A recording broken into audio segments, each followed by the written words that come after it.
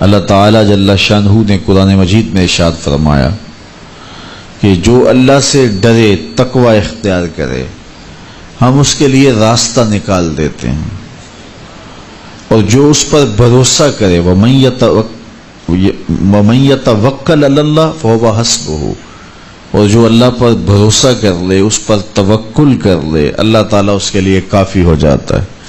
وَيَرْزُقُهُ مِنْ حَيْثُ لَا يَحْتَسِبُ، اور وہ اس کو وہاں سے دیتا ہے جہاں سے اس کو گمان بھی نہیں ہوتا۔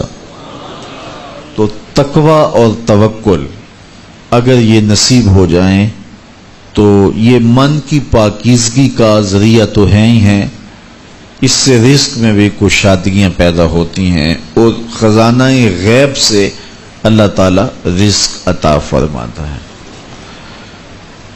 رزق کی برکت کا ایک بہت بڑا ذریعہ شکر ہے، شکران نعمت۔ جب ہمیں نعمتیں ملتی ہیں تو ان پر اللہ کا شکر ادا کریں، تو اس کا عملی نتیجہ یہ ہے کہ پھر ہمیں برکتیں نصیب ہوں گی۔ فرمایا لئن شکرتم لازیدنکم، اگر تم اس کی نعمتوں کا شکر ادا کرو گے تو وہ تمہیں اور زیادہ عطا فرمائے گا۔ اس نے ہمیں جو نعمتیں عطا کی ہیں اتنی زیادہ ہیں کہ ہم ان کو شمار بھی نہیں کر سکتے۔ فرمایا گیا کہ اگر ان کی نعمتوں کو تم گننا چاہو تو گن نہیں سکتے ہو۔ تو اس نے ہماری ضروریات کو پورا کیا ہے۔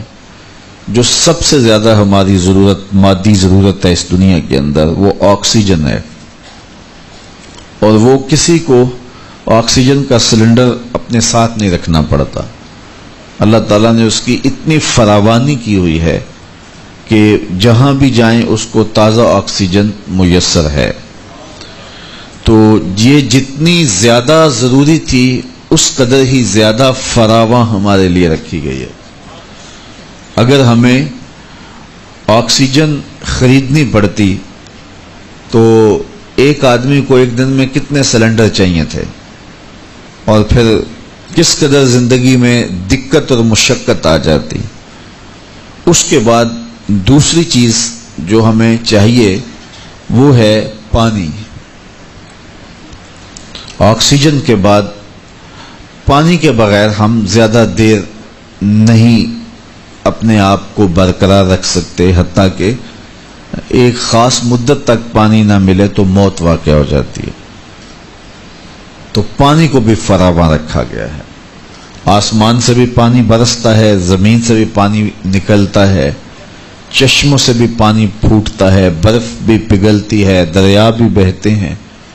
تو اللہ نے اس کے لیے بہت سارے اسباب رکھے ہیں تاکہ ہم پانی سے محروم نہ رہیں۔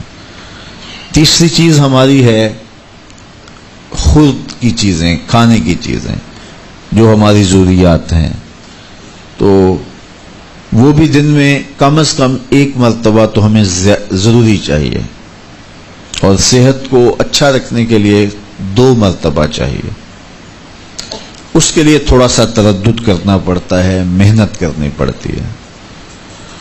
اس کے بعد پھر ہماری رہائشی ضرورتیں ہیں، ہمارے لباس کی ضروریات ہیں۔ تو جتنی ضرورت زیادہ اہم ہے ہماری، اس قدر ہی اس کا حصول آسان رکھا گیا۔ اور اللہ تعالیٰ نے ہماری یہ ضرورت آکسیجن ہے، اس کو اپنی جناب سے اتنا فراواں کر دیا کہ ہمیں اس کے لیے کوئی مشقت نہیں اٹھانا پڑتی۔ جس طرح ہمیں کھانے کے لیے تردد کرنا پڑتا ہے، پہلے اس کو کماؤ، پھر گھر لاؤ، پھر اس کے بعد اس کی تیاری کے مراحل ہیں، اگر یہ سب کچھ آکسیجن کے لیے ہمیں کرنا پڑتا تو زندگی کتنی کٹھن اور کتنی مشکل ہو جاتی۔ تو یہ اس کی کرم نوازیاں ہیں کہ اس نے ہمارے لیے اس کو آسان رکھا ہے۔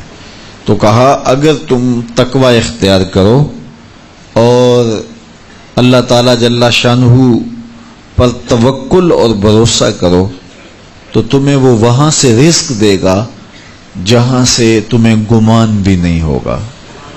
اللہ کے محبوب نے ارشاد فرمایا اگر تم اللہ پر توکل کرنے کا حق ادا کرو وہ تمہیں ایسا رزق دے جیسا پرندوں کو دیتا ہے، کہ جب وہ صبح اپنے گھونسلے سے نکلتے ہیں تو خالی پیٹ ہوتے ہیں. انسان کو تو پتہ ہے کہ میں نے کمائی کے فلاں اڈے پہ جانا ہے، دکان پہ بیٹھنا ہے، فیکٹری میں جانا ہے، فلاں جگہ مزدوری کرنی ہے، لیکن ان کو کچھ پتہ نہیں ہوتا کہ ہم نے کہاں جانا ہے.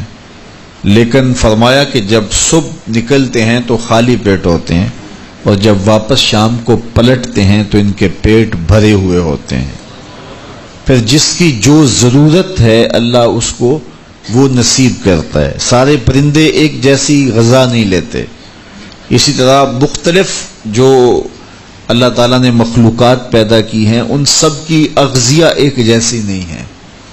کچھ پرندے کچھ کھاتے ہیں، کچھ کھاتے ہیں. اللہ سب کو ان کی ضرورت باہم پہنچاتا ہے. بلکہ میں کہا کرتا ہوں یہ جو ہنس ہے یہ دنیا کے اندر لاکھوں کی تعداد میں، کروڑوں کی تعداد میں پائے جاتے ہیں، اور یہ سچے موتی کھاتے ہیں. اور ہم اگر کسی دوائی میں استعمال کرنے کے لیے ہمیں مطلوب ہوں تو ہزاروں لاکھوں روپے دے کے ہم کسی سے لیں تو پھر بھی بعض کا یقین نہیں ہوتا کہ یہ خالص ہیں یا ناخالص ہیں. لیکن اس جانور کو اپنے پیٹ بھرنے کے لیے یہ موتی روزانہ صبح و شام چاہیے ہوتے ہیں. اور ایک جانور نہیں، دنیا کے اوپر کروڑوں ہیں. میرا رب ہر روز ہر ایک کی ضرورت کو پورا فرماتا ہے. تو جس کی جو ضرورت ہے وہ پوری ہوتی ہے. بن توکل پنچھی اڑ دے، خرچ نہ پلے زیرا ہو. جب وہ گھر سے اڑتے ہیں تو تروح حماسن، جب وہ اڑتے ہیں تو خالی پیٹ ہوتے ہیں. وَتَغْدُو بِطَانًا، اور جب وہ شام کو آتے ہیں تو ان کے پیٹ بھرے ہوئے ہوتے ہیں. تو کوئی اڈا رزق کا مخصوص ان کے لیے نہیں ہے، اور سب سے اچھا کھاتے ہیں. وہ جو امرود کا باغ ہوتا ہے اس میں اگر آپ دیکھنا ہو کہ سب سے اچھا میٹھا امرود کون سا ہے تو وہ ہوگا جس کو طوطے نے چونچ لگائی ہو، چونکہ یہ سب سے اچھا پھل پورے باغ میں. ایک نہ ہوتا ہے ایکسپورٹ کوالٹی، یہ اس سے بھی بہتر کوالٹی لیتا ہے. تو اللہ تعالیٰ نے اس کے لیے سب سے اچھا رکھا ہوا ہے، تو اللہ نے یہ انتظام کیا ہوا ہے. تو فرمایا میرے حضور نے اگر تم اللہ پر توکل کرنے کا جو حق ہے اس کو ادا کر دو تو وہ تمہیں بھی ایسے ہی رزق عطا کرے جیسے پرندوں کو رزق عطا کرتا ہے. اگر توکل تمہیں نصیب ہو جائے. حضرت رابعہ بصریہ کہ ہاں مہمان آئے تو انہوں نے خادمہ نے کہا حضرت مہمان آئے ہیں تو ان کے لیے کیا کیا جائے. کہا انہیں کھانا کھلاؤ. تو کہا کہ حضرت صرف ایک روٹی پڑی ہوئی ہے، تو مہمان 4-5 ہے، کم از کم 8-10 روٹیاں چاہیے. تو فرمایا اچھا اس روٹی کو اللہ کی راہ میں خیرات کر دو. تو خیرات کر دیا گیا. تھوڑی دیر کے بعد دروازے پہ دستک ہوئی. من الالباب، دروازے پہ کون ہے؟ کہا فلاں کا فرستادہ غلام ہوں، میرے آقا نے آپ کے لیے کھانا بھیجا ہے. خادمہ نے کھانا وصول کیا اور کپڑا اٹھایا، گنا تو 4 روٹیاں تھیں. تو خادم سے کہا جلدی جلدی اس کو واپس کر دو، اس کے آقا نے کسی اور گھر بھیجا ہوگا، یہ غلطی سے ہمارے گھر آ گیا. کھانا واپس کر دیا. پھر دروازے پہ دستک ہوئی. پوچھا من دق الباب، دروازہ کس نے کھٹکھٹایا؟ کہا فلاں کا فرستادہ غلام ہوں. خادمہ نے کھانا وصول کیا. حضرت رابعہ نے کپڑا اٹھایا تو گنا تو 6 روٹیاں تھیں. کہا اس کے آقا نے کسی اور ہاں بھیجا ہوگا، یہ غلطی سے ہمارے گھر آ گیا. کھانا واپس کر دیا. پھر دروازے پہ دستک ہوئی تو پوچھا دروازے پہ کون ہے؟ کہا فلاں آقا کا بھیجا ہوا غلام ہوں. اور انہوں نے کہا یہ کھانا حضرت رابعہ کو دے کے آنا ہے. تو خادمہ نے وصول کیا. حضرت رابعہ نے کپڑا اٹھایا، گنا تو 10 روٹیاں تھیں. کہا ہاں یہ کھانا ہمارا، اس کو رکھ لو اور مہمانوں کو کھلا دو. کہا حضرت پہلے 2 بھی تو آپ کا ہی نام لیتے تھے اور اسی دہلیز پہ آئے تھے. کہا میرے رب کا وعدہ ہے جو 1 دیتا ہے میں اس کو 10 دیتا ہوں. تو پہلے 4 روٹیاں تھی، پھر 6 روٹیاں تھی. میں نے کہا مالک 10 دے گا تو تیری بندی وصول کرے گی. تو اگر اس پہ توکل قائم ہو جائے، اس پہ بھروسہ قائم ہو جائے تو پھر یرزقہ من حیث لا یحتسب، وہ وہاں سے دیتا ہے جہاں سے بندے کو گمان بھی نہیں ہوتا. تو توکل اللہ پر قائم کیجئے گا. کاروبار ضرور کیجئے گا. توکل یہ ہے کہ آپ وہ کام ضرور کریں لیکن کہیں کہ یہ میرے کام کا نتیجہ نہیں مجھے مل رہا، یہ میرے اللہ کا فضل مجھے مل رہا ہے، تو پھر دیکھنا کہ اللہ تعالیٰ کیسے راستے کھولتا ہے۔ تو جب انسان اللہ کے فضل پر توکل قائم کر لیتا ہے تو پھر کام کاج ضرور کرتا ہے، لیکن اس کی زندگی کی جو ٹینشن ہے وہ ختم ہو جاتی ہے۔ بندہ کہتا ہے کہ یہ ہے تو میں کرتا ہوں، تو یہ نہیں ہوگا تو یہ نہیں ہوگا، بس وہ جتنا کر سکتا ہے وہ کرے، باقی چھوڑ دے اس پہ، تو پھر وہ خزانہ غیب سے نصیب فرمائے گا۔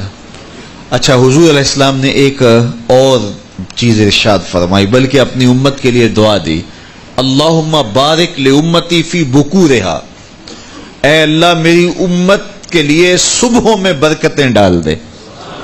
جو کام صبح کیے جاتے ہیں ان کاموں میں بڑی برکت ہے، جو کام جو ہے وہ دیر سے کیے جاتے ہیں، رات کو کیے جاتے ہیں، دوپہر کے بعد کیے جاتے ہیں، ان میں وہ برکات نہیں رکھی گئی جو حضور کی دعا سے صبح کے کاموں میں برکت رکھی گئی ہے۔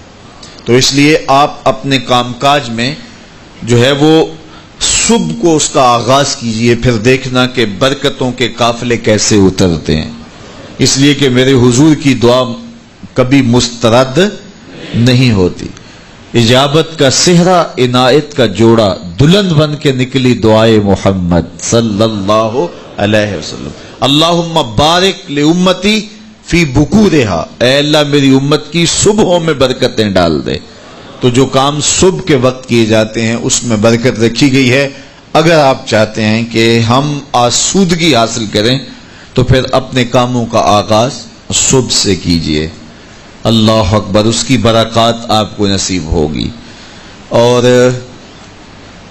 ایک اور بات ارشاد فرمایا کہ جو چاہتا ہے کہ اس کی عمر میں برکت ہو اور اس کے رزق میں برکت ہو، دو چیزیں جو چاہتا ہے، جو یہ چاہے کہ اس کے رزق میں اور اس کی عمر میں برکت ہو، اور یہ ہر بندہ چاہتا ہے، تو میرے حضور نے فرمایا کہ وہ اپنے رشتہ داروں کے ساتھ سلوک اچھا کرے، صلہ رحمی کرے۔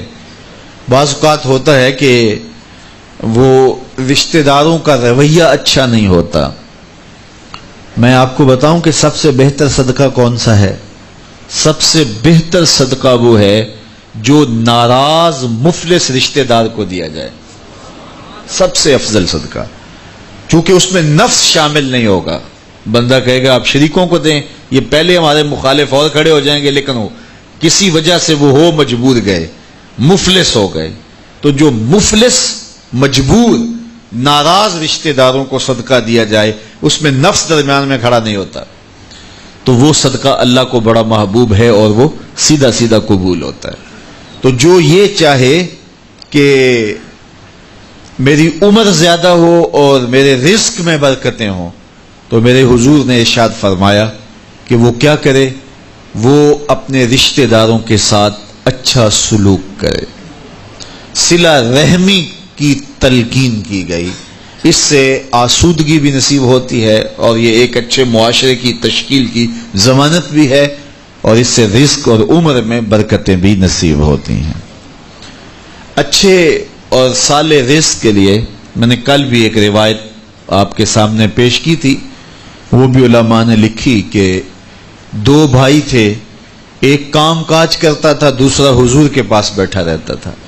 تو اس نے آ کے شکایت کی کہ حضور یہ میرا بھائی ہے، یہ میرے ساتھ کوئی مدد ہی نہیں کرتا، یہ آپ کے پاس ہی بیٹھا رہتا ہے۔ تو حضور نے فرمایا کہ شاید اللہ اس کے صدقے سے تجھے رزق دیتا ہو۔ تو جو دین کے لیے بھائی لگ جائیں، رشتہ داروں میں، اعزاء و اقربا میں، یا ویسے ہی طلباء کے لیے آپ اگر شامل ہو جائیں تو پھر وہ آپ کے کاروبار میں، رزق میں برکت کا سبب و ذریعہ ہو جائے گا۔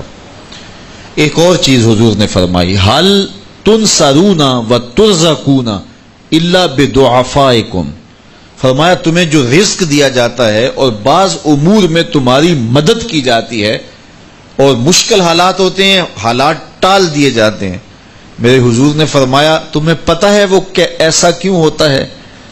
حل تنصرون و ترزقون، تمہیں جو رزق بھی دیا جاتا ہے، بعض اوقات ایسا ہوتا ہے ایک بندہ بڑی محنت کرتا ہے، نتائج نہیں ملتے، ایک بندے کی تھوڑی محنت ہوتی ہے لیکن دروازے کھلتے چلے جاتے ہیں، مشکل میں پھنس جاتا ہے، کوئی ایسا سبب لگ جاتا ہے کہ راستے کھل جاتے ہیں۔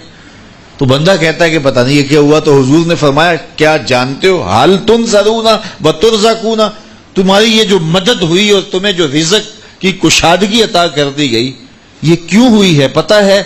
الا بدعفائکم، کہا تم معاشرے کے جن کمزور لوگوں کی مدد کی ہے یہ ان کی دعاؤں کا نتیجہ ہے۔ اپاہج، کمزور، لاچار، اراملہ، یتامہ، مساکین۔ یار جب کوئی شخص کسی یتیم کی مدد کرتا ہے اور ان کے گھر میں چولہا جلتا ہے تو عرش کا رب کتنا راضی ہوتا ہے۔ جب کوئی دکھیے کے کام آتا ہے اور اس کی اعانت کرتا ہے تو پھر وہ راضی ہو جاتے ہیں۔ غریب پھنسے ہوئے ماں باپ، گھر بیٹی جوان ہو رہی ہے اور بڑھاپے کی طرف اس کا رخ ہو رہا ہے اور ان کے پاس ہمت نہیں ہے کہ ان بیٹی کو اٹھا سکیں، تو کوئی صاحب ثروت چپکے میں جا کے ان کی مدد کر دیتا ہے کہ تیری بیٹی میری بیٹی ہے اور اس کو تو نے گھر کی دہلیز سے اٹھانا ہے، تو پھر وہ ایک دم خوش ہو جاتا ہے اور آسودہ ہو کے اس کا انتظام کرتا ہے اس کی شادی کا۔ تو کوئی جانتا ہے کہ اس بوڑھے ماں باپ کے دل سے کتنی دعائیں نکلتی ہیں اور اس جو ہے وہ بیٹی کے دل سے کتنی تمنائیں اور کتنی جو ہے وہ نیک جذبات ان اشخاص کے لیے ہوتے ہیں جو ان کی مدد کے لیے کھڑے ہوئے۔ تو کوئی اس کا وزن ہے؟ کوئی وزن نہیں کر سکتا کہ اللہ تعالیٰ اس کی برکت کتنی عطا کرتا ہے۔ تو میرے حضور نے ارشاد فرمایا تمہیں جو رزق دیا جاتا ہے، مصائب سے تمہیں بچا لیا جاتا ہے، آتی آتی تکلیف ٹل جاتی ہے، تمہاری نصرت دشمن کے مقابلے میں ہوتی ہے، حاسدین کے مقابلے میں تم کھڑے ہو جاتے ہو۔ فرمایا تمہیں پتہ ہے یہ تمہیں کیوں ایسا ہوتا ہے؟ فرمایا الا بدعفائکم، جو تمہارے معاشرے کے کمزور لوگ ہیں جن کی تم نے مدد کی، فرمایا یہ ان کی دعاؤں کا نتیجہ ہوتا ہے۔ ان کے اٹھے ہوئے ہاتھ اللہ کبھی خالی نہیں موڑتا ہے۔ اس لیے لاچار لوگوں کی، دکھی لوگوں کی، بے بس اور بے آسرا لوگوں کی مدد کے لیے کھڑے ہو جایا کرو۔ وہ کسی نے کہا تھا کہ بڑوں کی بڑی بڑی خدمتوں سے وہ سکون نہیں ملتا جو چھوٹے چھوٹے لوگوں کی چھوٹی چھوٹی خدمتوں سے مل جاتا ہے۔ بڑوں کی بڑی خدمتیں بھی کریں تو وہ راضی نہیں ہوتے، لیکن چھوٹوں کی چھوٹی چھوٹی خدمتیں، یار غریب کو تو پیار سے کھڑا کر کے اس کے پشت پہ شفقت کا ہاتھ پھیر دیں تو وہ سارا دن خوشی سے گزار دیتا ہے کہ آج جو ہے وہ فلاں صاحب نے مجھے تکریم دی ہے، مجھے عزت دی ہے۔ تو میرے حضور نے فرمایا کہ تمہاری جو مدد ہوتی ہے اور رزق دیا جاتا ہے یہ تمہارے کمزوروں کی وجہ سے اللہ تعالیٰ تمہارے اوپر کرم فرماتا ہے۔ اچھا، ایک اور ذریعہ رزق کے اضافے کا حضرت عبداللہ ابن مسعود رضی اللہ تعالی عنہ کی مرویات سے۔ یہ حضرت عبداللہ ابن مسعود جلیل القدر صحابی ہیں، ان کے ہاں بیٹیاں ہی بیٹیاں تھیں۔ اچھا، جب ان کا آخری وقت آیا اور یہ بڑے سخت بیمار ہو گئے تو نزع کی سی کیفیت طاری ہو گئی، تو حضرت عثمان غنی رضی اللہ تعالیٰ عنہ ان کا حال پوچھنے آئے۔ تو جب حال پوچھا، بیٹھے، گفتگو ہوئی، واپس چلنے لگے، تو حضرت عثمان غنی نے اشرفیوں کی 2 تھیلیاں نکال کے حضرت عبداللہ ابن مسعود کو پیش کی۔ تو انہوں نے کہا کہ مجھے تو اس کی ضرورت نہیں ہے، میں تو اس دنیا سے جا رہا ہوں، تو یہ مجھے کیوں دے رہے ہیں؟ تو حضرت عثمان نے کہا کہ یہ آپ کی بیٹیوں کے لیے ہے، چونکہ آپ کی بیٹیاں ہی بیٹیاں ہیں تو یہ میں ان کے لیے پیش کر رہا ہوں، آپ کو تو واقعی ضرورت نہیں، دنیا سے جا رہے ہیں تو یہ ان کے لیے ہے۔ تو حضرت عبداللہ ابن مسعود نے پھر تھیلیاں موڑتے ہوئے کہا کہ میری بیٹیوں کو اس کی ضرورت نہیں ہے، اس لیے کہ میرے حضور نے فرمایا تھا کہ جس کے پاس سورہ واقعہ ہو اس کو غربت تنگ نہیں کر سکتی، تو میری بیٹیاں رات کو سونے سے قبل 1 مرتبہ سورہ واقعہ ضرور پڑھتی ہیں، اس لیے تم میری بیٹیوں کے بارے پریشان نہیں ہونا، اللہ کے فضل سے انہیں غربت تنگ نہیں کرے گی، ان کے پاس سورہ واقعہ جو موجود ہے، تو یہ کسی ایسے ضرورت مند کو دو جس کے پاس سورہ واقعہ نہیں ہے۔ تو سورہ واقعہ کی تلاوت یقیناً رزق کی فراوانیاں اور رزق کی برکتیں حاصل کرنے کا ایک ذریعہ ہے، اور دروازے کھل جاتے ہیں اگر سورہ واقعہ کی تلاوت تسلسل کے ساتھ کی جائے۔ اس لیے اپنے معمولات میں سورہ واقعہ کو شامل کر لیجئے گا، اس کی برکات سے انشاءاللہ رزق کی فراوانیاں نصیب ہوتی ہیں۔ ایک اور ذریعہ رزق کا، اور یہ بہت آسان، شکا رجل الی رسول اللہ دیک المعیشۃ والفقر، حضرت سہل بن سعد الساعدی رضی اللہ تعالی عنہ کی مرویات سے ہے۔ ایک شخص حضور کی خدمت میں حاضر ہوا اور اس نے کہا میں کثیر العیال ہوں، ذرائع آمدن بہت تھوڑے ہیں، میرے لیے کچھ ارشاد فرمائیے۔ بچے زیادہ ہیں، ذرائع آمدنی تھوڑے ہیں، تو میں مفلوق الحال ہوں۔ تو اس نے اپنے فقر کا، اپنی غربت کا حضور کے سامنے قضیہ رکھا۔ شکا رجل الی رسول اللہ دیک المعیشۃ والفقر۔ آقا کریم نے اس کو جو وظیفہ بتایا وہ بالکل آسان ہے، آپ سب کو پہلے یاد ہے، لیکن اس پہ عمل کرنے شروع۔ قال اذا دخلت الدار فسلم علی، کہا جب گھر جائے تو گھر میں داخل ہونے لگے تو گھر والوں کو السلام علیکم کہہ دیا کرو۔ یہ وظیفہ شروع کر لو کہ جب بھی گھر جاؤ السلام علیکم۔ اس کے بعد ایک مرتبہ سورہ اخلاص پڑھ دیا کرو، قل هو اللہ احد۔ یہ وظیفہ فرمایا تم نے شروع کر دینا ہے، جب بھی گھر جاؤ السلام علیکم یہ کہہ کے داخل ہو، پھر اس کے بعد قل هو اللہ احد ایک مرتبہ سورہ اخلاص پڑھ دیا کرو۔ اور میرے آقا نے فرمایا کبھی ایسا ہو کہ تو گھر جائے، گھر موجود نہ ہو، اہل خانہ کہیں گئے ہوئے ہوں، تو فرمایا عمل نہیں چھوڑنا، فسلم علیہ، پھر تو مجھے سلام کہنا، پھر تو مجھے سلام کہہ دینا۔ وہ صحابی فرماتے ہیں کہ میں نے یہ عمل شروع کر لیا، جب گھر جاتا السلام علیکم، اس کے بعد سورہ اخلاص پڑھ دیتا، بیٹھنے سے پہلے پہلے یہ کام کرتا۔ اور کبھی ایسا ہوتا میں گھر نہ جاتا، گھر والے گھر نہ ہوتے، پھر تو مجھے چائے چڑھ جاتا، پھر میں حضور کو سلام کہتا۔ اللہ اکبر۔ حضرت ملا علی قاری نے شرح شفا میں لکھا ہے، جو حضرت قاضی ایاز مالکی اندلسی علیہ رحمہ نے لکھا ہے شفا میں، کہ جب گھروں کو جاؤ تو حضور کو سلام کرو، تو اس کی شرح میں لکھتے ہیں حضور کو سلام کیوں کرو، تو وہ کہتے ہیں لِأَنَّ رُوحَهُ علیہ السلام موجود فی بیوت المسلمین، اس لیے کہ حضور کی روح کا فیضان مومنین کے گھر میں موجود ہوتا ہے۔ اللہ اکبر۔ اس لیے حضور کو سلام کرو۔ وہ کہتا ہے جب کوئی نہ ہوتا میں حضور کو سلام کرتا۔ وہ اپنے نام لیواؤں کو تنہا چھوڑتے کب ہیں، جہاں ہم دم نہ ہو کوئی وہاں سرکار ہوتے ہیں۔ تو کہا اس کے بعد سورہ اخلاص پڑھ دیتا۔ یہی میرا عمل رہا۔ پھر اس کا فائدہ کیا ہوا؟ وظیفہ حضور نے بتایا تھا، اور جب بھی جاتا السلام علیکم سورہ اخلاص، کوئی نہیں ہے تو حضور کو سلام اور سورہ اخلاص۔ کہتے میں نے عمل شروع کر دیا، حتی افاد اللہ جیرانہ، اس عمل کی برکت سے میں نے تو امیر ہونا ہی ہونا تھا، میرے ہمسائے بھی امیر ہو گئے۔ ایسی برکتیں، ایسی رحمتیں اتری کہ میرے ہمسایوں کے ہاں بھی فراوانیوں اور برکتوں کا نزول ہونے لگا۔ اسی طرح رزق کی فراوانی کا ایک اور ذریعہ ہے، اور وہ یہ انفاق فی سبیل اللہ۔ جب اللہ کی راہ میں آپ خرچ کریں گے تو پھر اس سے رزق بڑھتا ہے، جبکہ ہماری عقل و خرد کے فیصلے یہ ہیں کہ مال میں سے کچھ نکالا جائے تو ہمارا ریاضی اور حساب یہی کہتا ہے کہ کچھ کم ہوتا ہے، ہمارے کیلکولیٹر کا نتیجہ بھی یہی ہے، ہمارا اکاؤنٹنٹ بھی یہی کہتا ہے کہ اتنے نکال دو گے تو باقی اتنے بچیں گے۔ لیکن میرے حضور نے فرمایا کہ میں قسم اٹھا کے کہتا ہوں کہ صدقے سے مال کم نہیں ہوگا۔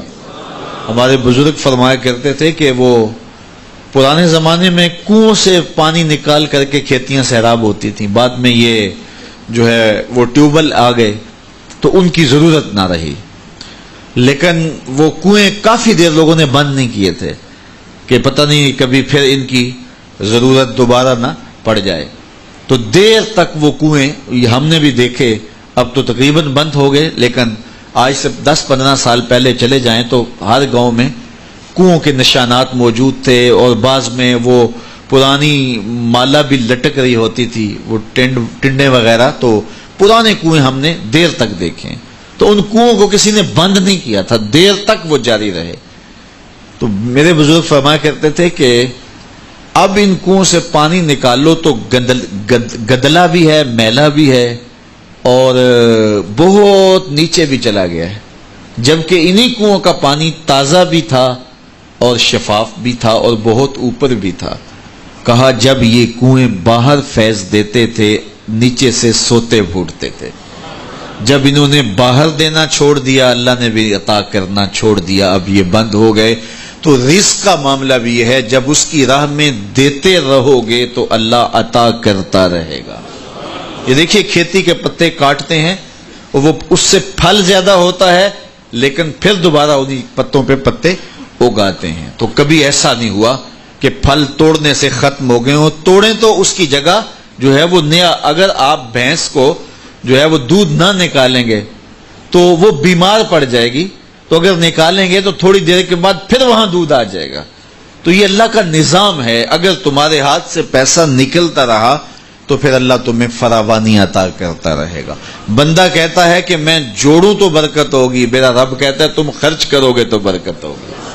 تو اس لیے اس کی راہ میں خرچ کرتے رہنا، اس کی راہ میں دیتے رہنا رزق کی فراوانی کا سبب ہے۔ ایک اور وظیفہ میں آپ کو بتا دیتا ہوں، ہم اپنے جتنے بھی پیر بھائی ہیں سب کو تاکیداً کہتے ہیں کہ مالی مشکلات کے لیے اور گھریلو دیگر مشکلات کے لیے یہ وظیفہ پڑھا جائے، اور وہ یہ ہے کہ نماز مغرب کے بعد 21 مرتبہ سورۃ الکوثر کی ما بسم اللہ تلاوت کی جائے، اول آخر دوشی پڑھ لیا جائے اور پھر 21 مرتبہ سورہ کوثر کی تلاوت کی جائے۔